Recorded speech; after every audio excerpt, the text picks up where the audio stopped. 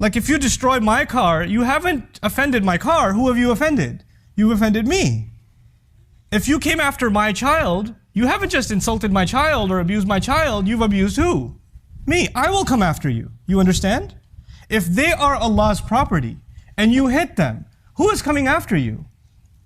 Allah. La tadribu ima Allah. Watch it. They belong to Allah.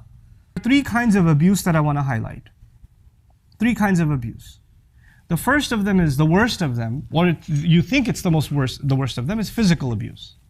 That is absolutely out of the question. Rasulullah sallallahu alaihi wasallam outright, La tadribu ima Allah. Do not hit the female slaves of Allah. Outright. Do not hit the female slaves of Allah. Now Allah's Messenger could have said, La tadribu nisa. Don't hit women. Right? Don't hit women. Because the female slaves of Allah are women. But the power of those words is that, you know, when you call them female slaves of women, female slaves of Allah, then their relationship fundamentally, who owns them? Allah does. And when you mess with someone else's property, like if you destroy my car, you haven't offended my car. Who have you offended? You've offended me. If you came after my child, you haven't just insulted my child or abused my child. You've abused who? Me. I will come after you. You understand? If they are Allah's property and you hit them, who is coming after you? Allah. La tadribu ima Allah. Watch it. They belong to Allah.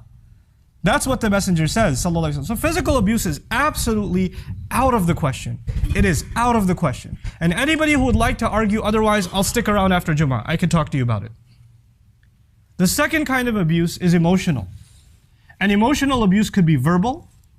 It could be when the husband is not around, the in-laws come along and say, by the way, you're just here for a little bit. We can get rid of you whenever we want. That's my son.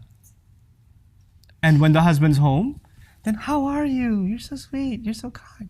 And this girl's going crazy like, when he's not around, they turn into the devil. And when he's around, they turn into an angel. So when I try to tell my husband that they're crazy, he says, what are you talking about? They're so nice. You're crazy. And this is a kind of emotional abuse. A husband and wife have to have a trusting relationship. They have to. If you don't have trust, you have nothing. There's nothing there. This is not a blood relationship. Marriage is a contract, which means you agreed to share a life together. And that requires the utmost amount of trust. If you can't even trust what she's saying to you, if you think that she's lying to you all the time, then what makes this marriage a marriage is not there. It's not there. For you to say, oh, I can't believe that, I can't believe that.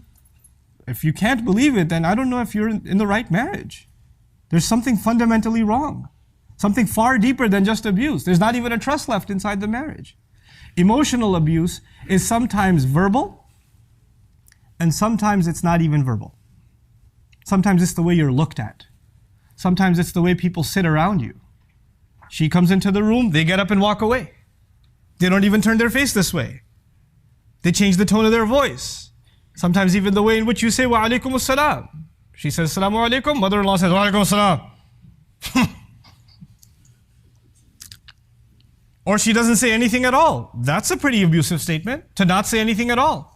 And then she can turn around and say, maine kya kaha? What did I say? I didn't say anything. That's emotional abuse. And it's unacceptable. The last of the abuses, though, is the scariest one to me. And that's spiritual abuse. When the wrong is done, and then the religion is quoted. Allah says you have to be good to parents. This is what Islam teaches you. And they'll do the wrong, and then they'll invoke Allah and His book and His Messenger sallallahu alaihi wasallam, who are completely innocent of this nonsense. And then that's the religious or spiritual kind of blackmail and abuse that goes on in families. This needs to come to an end in your family. I'm only talking to the men right now. I'm not upset with parents. I'm not upset with anybody else. I'm not even upset with you, but I'm just giving you and myself a reality check.